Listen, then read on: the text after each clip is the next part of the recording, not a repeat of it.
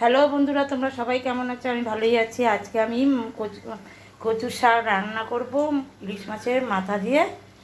আমি সিদ্ধ বসিয়ে দিয়েছি।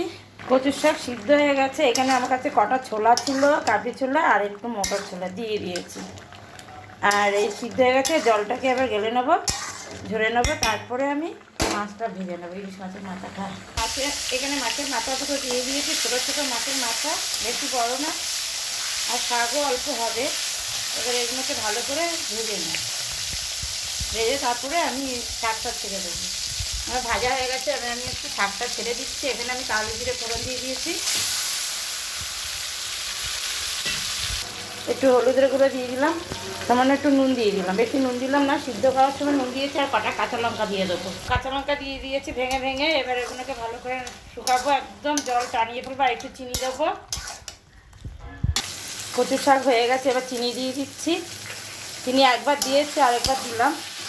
এবার নামিয়ে নেবো। কারা কারা এরকম ইলিশ মাছের মাথা দিয়ে কচু শাক আমাকে একটু কমেন্ট করে জানাবেন, শেয়ার করে দেবেন, সাবস্ক্রাইব করে দেবেন, ইউটিউবে লাইক করে দেবেন। এবার নামিয়ে নিচ্ছি আমি। দেখুন কত সুন্দর হয়েছে। ভালো থাকবেন, সুস্থ থাকবেন। Tata, bye bye.